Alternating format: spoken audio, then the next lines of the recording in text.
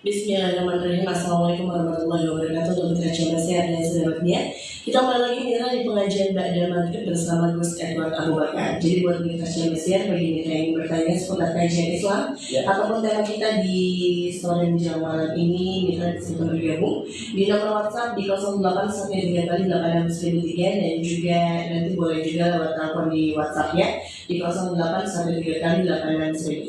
Dan di studio sudah ada Gus Edward. Assalamualaikum Gus. Waalaikumsalam warahmatullahi wabarakatuh. Gimana kabarnya Gus? Alhamdulillah baik. Hari ini kita temanya apa? Hari ini istighfarnya seorang anak memberikan keselamatan kepada orang tuanya. Silahkan Gus. Assalamualaikum warahmatullahi wabarakatuh. Waalaikumsalam warahmatullahi wabarakatuh. Alhamdulillahi rabbil alamin. Allahumma salli ala Sayyidina Muhammad wa ala ali Sayyidina Muhammad. Rabbi israh li sadri wa yassir li amri wahlul 'uqdatam min lisani yafqahu qawli. Hasbunallahu wa ni'mal wakil, ni'mal maula wa ni'man nasir, la haula wa la quwata illa billahil aliyyil azim. Mitra El Gangga di mana saja Anda berada, semoga Allah berikan sehat walafiat, panjang umur, berkah selamat dunia akhirat. Segala doa-doanya, harapannya juga cita-citanya semoga Allah ijabah, dan mudah-mudahan zahir batinnya Allah berikan kebahagiaan juga keberkahan dari Allah Subhanahu wa taala. Di studio ada Ayang Mami, Aki Gendon, dan Bang Jerry. Mudah-mudahan mereka beserta keluarga besarnya juga diberikan sehat walafiat, panjang umur, berkah selamat dunia akhirat. Segala doa harapannya juga cita-citanya semoga Allah ijabah, dan mudah-mudahan zahir batinnya dunia akhiratnya Allah berikan kebahagiaan juga keberkahan dari Allah Subhanahu wa taala. Dan mudah-mudahan banyak proyek jobnya, urusannya dan lain sebagainya dilancarkan oleh Allah Subhanahu wa taala. Mudah-mudahan banyak duitnya. Amin. Kemarin kita dalam hati dia ini. Marah ya. Kata saya no respect. Respon. No respon. Baik mitra, hari ini judulnya tadi saya sudah katakan, istighfar seorang anak bisa mengangkat derajat orang tuanya di surga. Sabda Rasulullah sallallahu alaihi wasallam an Abi Hurairah qala Rasulullah sallallahu alaihi wasallam, inna Allah azza wa jalla la yarfa'ud darajata lil 'abdi salihi fil jannah fayaqulu ya rabbi anni li hadhihi fayaqulu bil istighfar waladika laka. Dari Abu Hurairah radhiyallahu an berkata bahwasanya Rasulullah sallallahu alaihi wasallam bersabda, Rasulullah sallallahu alaihi wasallam menyatakan sesungguhnya Allah azza wa jalla meninggikan derajat seorang hambanya yang soleh di surga, sehingga hamba tersebut diangkat oleh Allah Subhanahu wa taala derajatnya dan bertanya kepada Allah Subhanahu wa taala. Bertanya kepada Allah, ya Rabb, bagaimanakah semua ini bisa menjadi milikku? Allah berfirman menjawabnya, karena istighfar anakmu untuk dirimu. Hadis riwayat Imam Ahmad, Ibnu Majah, dan dinilai sahih oleh Syekh Albani Al-Hasan, oleh Syekh As-Su'aib Al-Arnaud. Allah Subhanahu wa taala akan meninggikan derajat di surga setiap orang tua dengan amalan dan istighfar anak-anaknya yang tak pernah mereka ia duga sebelumnya. Maka alangkah beruntungnya orang tua yang beriman dan soleh, terlebih apabila ia memiliki anak cucu yang soleh dan solehah. Mereka akan berkumpul bersama di surga yang penuh kenikmatan dan kekal selama-lamanya. Selamat mendidik diri kita dan keluarga, dan jangan lupa untuk selalu membaca doa. Doa itu yang dipanjatkan oleh Nabi Zakaria alaihissalam dan Nabi Ibrahim alaihissalam agar kita diberikan keturunan anak cucu yang soleh dan solehah. Doanya Rabbi habli min ladunka dzurriatan thayyibatan innaka sami'ud du'a. Ya Rabbi, ya Tuhanku, berikanlah kepadaku dari sisimu keturunan yang baik. Sesungguhnya Engkau adalah Maha mendengar doa. Quran Surat Ali Imran ayat 38.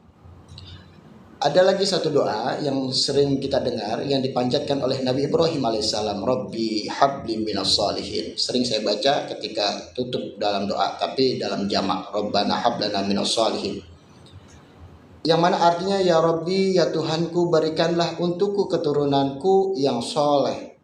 Quran Surat As-Saffat ayat 100. Apabila orang beriman memiliki keturunan yang mengikuti mereka dalam keimanan, niscaya Allah akan hubungkan anak cucu mereka bersama dengannya kelak dalam satu manzilah atau tempat yang di mana di dalam surga. Demikian penjelasan Ibnu Katsir ketika menafsirkan ayat dalam Quran Surat At-Tur ayat 21. Bismillahirrahmanirrahim. Walladzina amanu wattaba'athum dzurriyyatuhum biimanin alhaqna bihim dzurriyyatahum wa ma alatnahum min amalihim min syai'in kullu amri'in bima kasaba rahinun. Artinya, dan orang-orang yang beriman beserta anak cucu mereka yang mengikuti mereka dalam keimanan, kami pertemukan mereka dengan anak cucu mereka di dalam surga, dan kami tidak mengurangi sedikit pun pahala kebaikan atau kebajikan mereka. Setiap orang terikat dengan apa yang dikerjakannya. Catatannya mitra, kita berusaha sebaik mungkin agar kita memiliki keturunan yang mau duduk bersama orang-orang yang soleh. Ada peribahasa apabila kita kumpul dengan orang yang kebiasaannya tukang minyak tanah, tapi zaman sekarang tukang minyak tanah udah gak ada. Udah kegusur sama gas 3 kilo. Jadi apabila berkawan dengan tukang minyak tanah, bau minyak tanah. Tapi kalau berkawan dengan tukang minyak wangi, insya Allah ikut wangi seperti minyak wangi yang dipakainya. Ini peribahasa yang luar biasa. Apabila anak kita salah nongkrong lah ya, nongkrong itu nggak harus jelek ya. Salah nongkrong pasti omongannya udah bahaya. Salah satu di zaman sekarang nih, hampir lumrah, hampir rata-rata anak-anak itu ngomongnya antara dua. Kalau nggak sama go, kalau nggak lol gitu ya. Go ya lol gitu. Jadi mereka tuh lebih bangga dipanggil go sama lol. Ataupun dengan bahasa hewan nyet sama bi gitu ya. Ini lebih bangga mereka. Kalau zaman saya kecil waktu itu dipanggil nyet gitu, udah marah banget saya. Karena saya bukan onet gitu ya, bukan otan. Otan hanya di TV, bukan dalam diri kita. Inilah bahasanya mereka. Kenapa sih kita sebagai orang tua meleng aja? Udah saya bilangin. Mungkin cara bilangin kita terlalu kasar atau terlalu poin. Coba perlahan-lahan kita didik dengan bahasa hati kita. Kita rayu, kita ajak ngobrol dari hati ke hati. Insya Allah bisa dibenerin pelan-pelan. Karena takutnya khawatir ya, kita memiliki keturunan yang buruk, yang jelek. Apalagi kalau orang yang suka biasa ngomong maaf, nyet, jing gitu ya. Takutnya ketika dia ngomong begitu, ajal tiba-tiba datang. Karena ajal itu tidak melihat siapa yang tua dan siapa yang muda.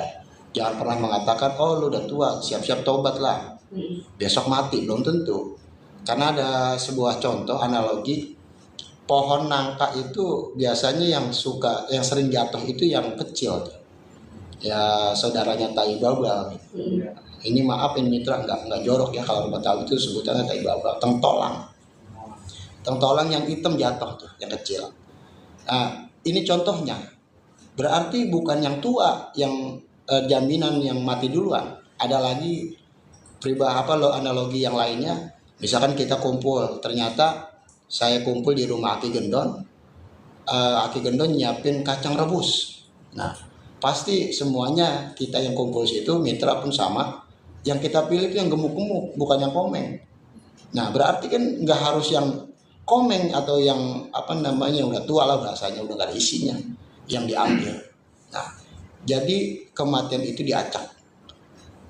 Pesan terakhir dalam kajian ini yaitu man kana yu'minu billahi wal yawmil akhir falyaqul khairan aw liyasmut. Siapa orang yang beriman kepada Allah dan beriman kepada hari akhir, falyaqul khairan, maka bicaralah yang baik, aw liyasmut atau diam. Jadi kita ajak sanak famili saudara kita atau keturunan kita khususnya, biar apa? Biar bisa dirapihin dari lisannya. Karena apa? Lisannya kotor, takut hatinya ikut kotor. Itu saja. Mudah-mudahan kita memiliki generasi penerus anak cucu yang baik, yang soleh dan soleha, mau mendoakan orang tuanya. Wallahu a'lam bishawab, demikian. Ya, baik, untuk mitra Syamasiar, bagi mitra yang bertanya, silahkan aja mitra bisa melalui nomor WhatsApp di 0813 ataupun di telepon ya di 8847711 di nomor WhatsApp di nomor teleponnya ya. Betul. Silakan Ki, sudah ada pertanyaan di nomor WhatsApp? Ya, buat mitra yang mau bertanya silakan di luar tema atau sesuai tema kita boleh. Halo. Telepon ya. Di 0813 silakan yang mau bergabung ya di nomor telepon WhatsApp buat mitra Syamasiar. Boleh. Kalau kita bacain dulu, udah ada belum? Udah ada. Ya. Ya. Halo. Halo, assalamualaikum. Iya. Dengan siapa di mana? Bang Boy ganteng Separoh gitu. Udah kayak mesen nasi di warteg. Iya. Waalaikumsalam warahmatullahi wabarakatuh.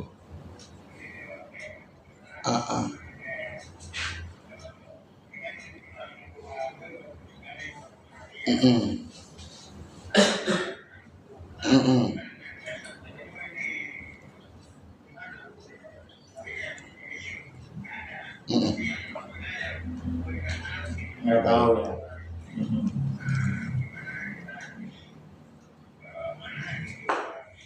Baik. Jadi Bang Boy, Udah, Bang Boy itu aja Bang Boy. Oke Bang Boy. Waalaikumsalam warahmatullahi wabarakatuh. Silakan Pak Ustaz. Hutang yang kita nggak tahu sebagai anak Oke. Kalau jawaban pendeknya, jawaban dari saya kalau nggak tahu ya batal semua, kan bahasanya gitu, udah impas gitu ya. Tapi baiknya gini Bang Boy, pasti kita tahu orang tua kita berkawan bersaudara sama siapa, minimal itu 2. Kita tanyakan mereka, ataupun bahasanya tahu terlalu lebay apa enggak, update status. Kalau orang tua saya ada utang, ada piutang, tolong hubungin saya gitu ya. Saya khawatir orang tua saya di alam kubur gitu. Nah, apabila ada respon, alhamdulillah. Tapi kalau nggak ada respon ya sudah. Bahasanya berarti udah kelar urusan kita untuk bantu orang tua melunasi, membayar utang-utangnya. Jadi kelar semua. Kecuali ada orang yang bilang punya utang.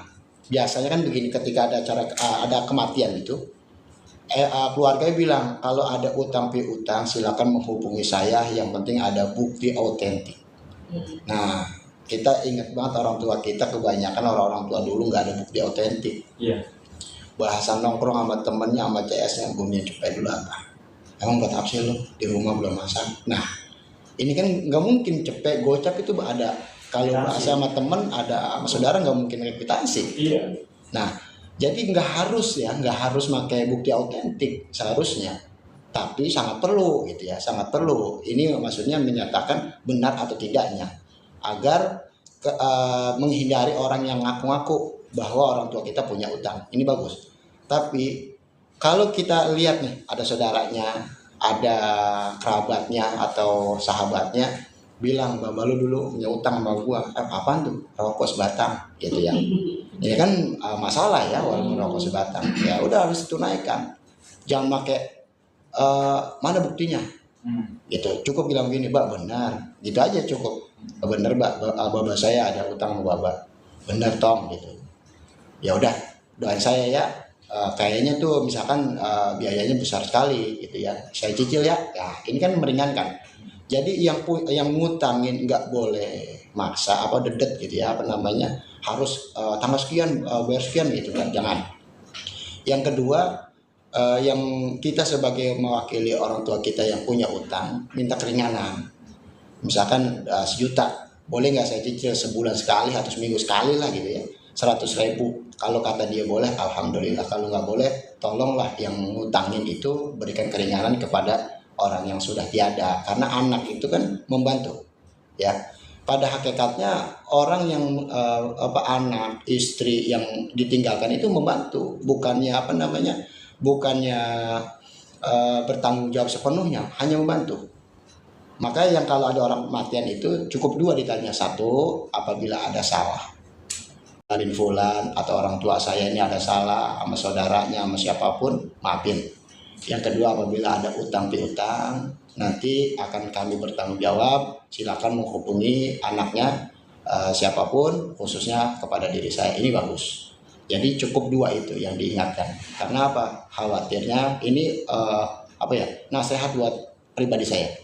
Karena khawatirnya kalau di alam kubur belum ada ampunan dari makhluk Allah, luar biasa tuh ujiannya, bahasanya, ataupun bahasanya diomelin sama malaikat. Terus apalagi ada utang, nauzubillah. Maka Bang Boy tadi cakep sekali gitu. Kalau masih penasaran gitu ya, khawatirnya masih ada nih utang, ya udah pelan-pelan main sono. Dan ada satu nasihat, jangan sampai kita menjadi anak yang uququl walidain atau anak yang durhaka ketika orang tua kita sudah meninggal. Caranya bagaimana? 1, menyambung silaturahim satu darah. Yang kedua, menyambung silaturahim kepada saudaranya walaupun tidak saudara. Contoh, bapak kita sama temennya itu dari kecil dia berkawan, apa punya anak, apa cucu, dia masih berkawan, bahkan jadi saudara kan gitu. Ini harus sambung silaturahimnya. Yang 3, dia biasa kumpulnya di mana? Kalau di majelis taklim lanjutin, tapi kalau di pos banting gaple jangan. Takutnya penilaian orang, ini kita bahas umum aja, penilaian orang anak sama bapak sama aja. Nah, itu yang jeleknya. Kalau misalkan di majelis taklim, di masjid, ini terusin. Ini adalah disebutnya apa? Anak yang berbakti atau birrul walidain kepada orang tuanya. Jangan sampai anak yang menjadi uququl walidain, anak yang durhaka kepada orang tuanya. Jadi sambung satu darah, sambung yang tidak saudara, tapi saudara yang tidak satu darah. Yang ketiga, biasa dia kumpul dengan siapa, maka sambung. Insya Allah menjadi anak yang berbakti kepada orang tua. Begitu. Ya, kita lanjut telepon lagi ya. Sudah ada siapa? Halo, assalamualaikum. Waalaikumsalam. Dengan siapa di mana? Iya. Silakan Bumi. Ya, mau bertanya apa Bumi?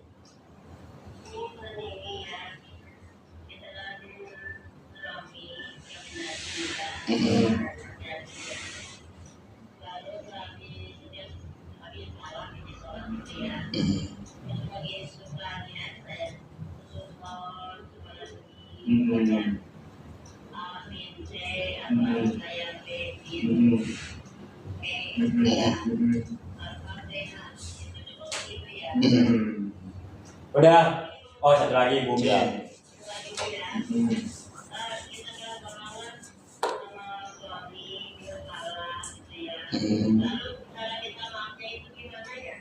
Oke Bumi. Siap. Oke Bumi. Siap. Ya Bumi. Ya Bumi. Waalaikumsalam warahmatullahi wabarakatuh. Pertanyaannya, yang pertama Pak Ustadz, mendoakan anak dan suami yang sudah meninggal, mengirim Fatihah, gitu ya Pak Ustadz? Gitu ya Pak Ustadz? Gitu ya. Oke Ustadz, pertanyaan pertama Pak Ustadz. Pertanyaan pertama, mendoakan untuk orang yang sudah wafat, khususnya tadi yang disebut adalah anaknya atau suaminya. Ya. Misalkan nggak bisa nih, ila hadratin Nabi Muhammad sallallahu alaihi wasallam, nggak bisa gitu. Yang panjang. Ribet gitu, nggak hafal, apalagi maaf baca dulu maaf, kita udah tua nih, kayaknya menghafalin rada-rada nggak bisa kan gitu ya. Nah boleh banget tuh pakai cara bahasa Indonesia aja, karena enaknya jadi umat Islam itu sunnatullahnya yang diajarkan oleh Nabi Muhammad dengan bahasa Arab ya. Tapi hakikatnya itu dengan bahasa apapun Allah sangat paham, sangat mengerti. Contohnya dalam bahasa kita aja gini, ya Allah saya pengen doain bapak saya bin Anu, yang penting tahu binnya aja.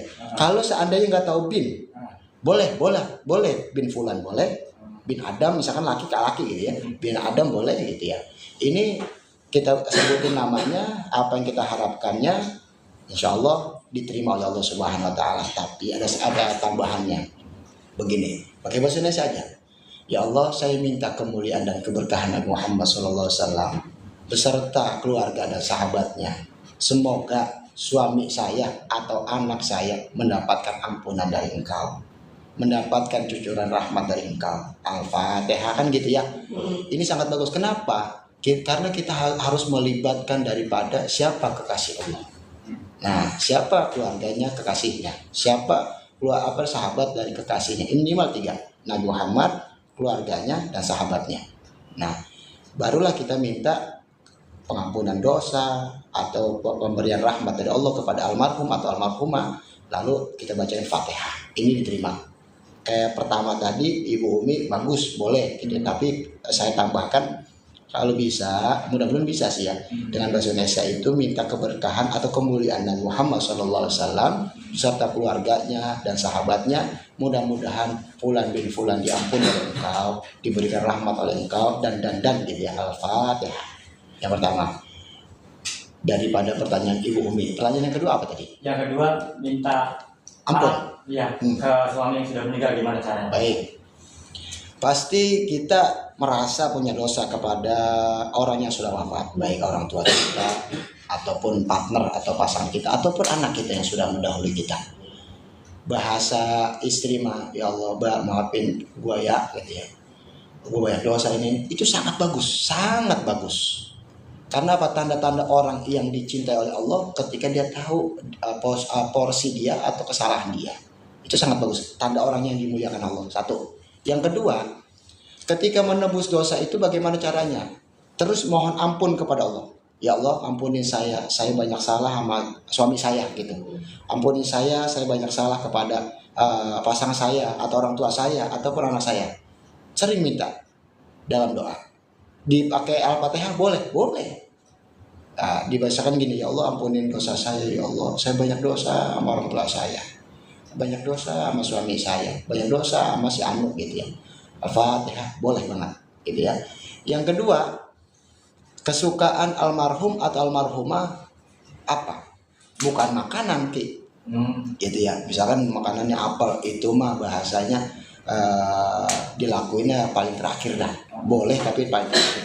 Contoh, suami kita tuh misalkan ada ponakannya, dia sayang banget sama ponakan itu ya. Ataupun sama emaknya gitu, emaknya masih ada nih tapi suami kita udah nggak ada. Nah ini yang harus dilanjutkan. Nah yang kedua ini saya tambahkan, apabila suami kita masih punya orang tuanya urusin. Orang tuanya urusin, misalnya kalau si abang udah nggak ada ya, maafin abang ya, saya juga banyak salah ini. Pertama itu. Yang kedua, urusin menjadi anak yang berbakti, karena mereka pun adalah orang tua kita. Dan saya sambung lagi yang tadi Bang Boy itu jawabannya. Misalkan dia punya saudara akurin sama saudara tapi tidak saudara akurin. Terus yang ketiga tuh, kebiasaan dia yang baik lanjutin. Bukan dilanjutin misalkan ngaji sama laki-laki ternyata kita perempuan, ya jangan.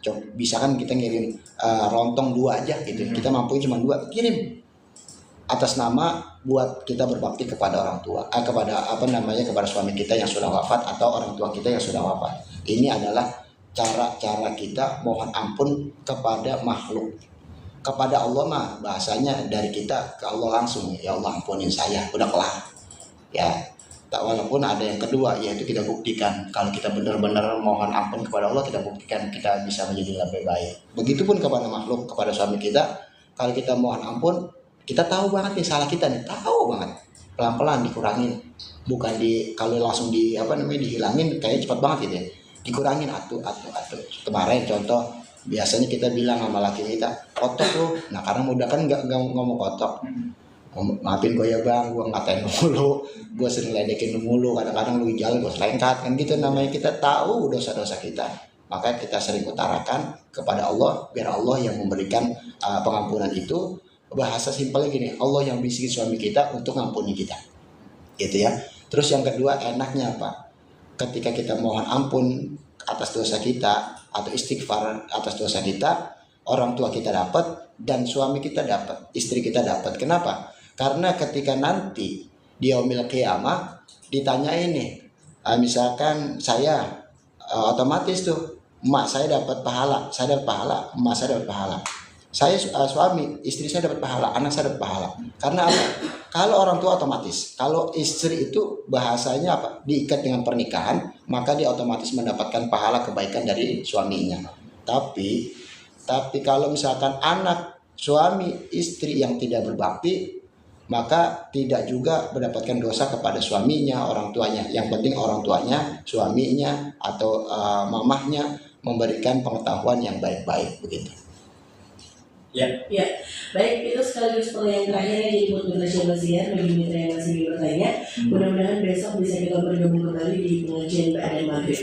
Terakhir silakan penutup Gus. Baik, Mitra Janda, kita banyak-banyak membaca istighfar, mohon ampun kepada Allah. Pertama, manfaatnya buat diri kita berharap agar dosa kita, kesalahan kita diampuni oleh Allah. Dan yang kedua, dari bagian pertama ini kita diberikan petunjuk atau didampingi terus sama Allah Subhanahu wa taala dengan beristighfar. Yang kedua, dengan baca istighfar itu kita pasti pengen banget jadi anak yang berbakti kepada orang tua kita.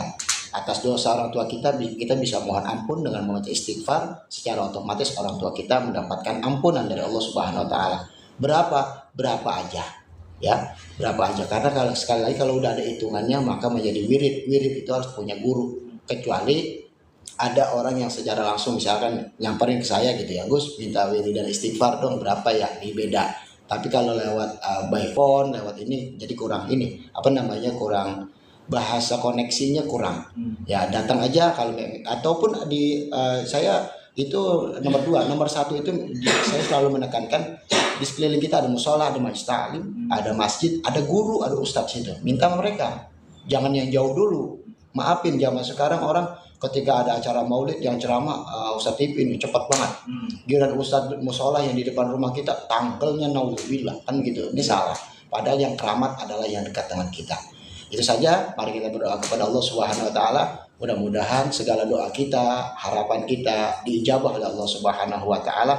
Mudah-mudahan kita semua diberikan kebahagiaan, urusan kita dilancarkan, dan mudah-mudahan pesan dari doa ayang mami banyak duitnya kita semua. Amin. Bukan ayang mami sih, sebenarnya saya gitu. Mari kita berdoa kepada Allah, mudah-mudahan doa-doa kita diijabah oleh Allah Subhanahu wa taala. Amin. Astaghfirullahaladzim, astaghfirullahaladzim, astaghfirullahaladzim. Alhamdulillahirabbil alamin. Allahumma shalli ala sayyidina Muhammad wa ala ali sayyidina Muhammad. Rabbana zalamna anfusana wa illam taghfir lana wa tarhamna lanakunanna minal khasirin. La ilaha illa anta subhanaka inni kuntu minadh dhalimin. La haula wa la quwwata illa billahil aliyyil azim. Allahumma arina haqqa haqqan warzuqna ittiba'ah wa al batila batila warzuqna istinabah. Rabbi ighfir lana wa liwalidayna warhamhuma kama rabbayana shighara. Rabbi zidna ilman warzuqna fahman. Rabbana hab lana min azwajina wa dhurriyyatina qurrata a'yun waj'alna lil muttaqina imama. Rabbana hab lana minas salihin. Rabbana hab lana minas salihin. Rabbana hab lana minas salihin. Rabbana ighfir lana wa li ikhwanina alladhina sabaquna bil iman wa la taj'al fi qulubina ghillan lil ladzina amanu rabbana innaka ra'ufur rahim. Rabbana atina fid dunya hasanah wa fil akhirati hasanah wa qina adzabannar. Wa sallallahu ala sayyidina Muhammadin wa ala alihi wa sahbihi wasallam. Walhamdulillahi rabbil alamin. Assalamualaikum warahmatullahi wabarakatuh.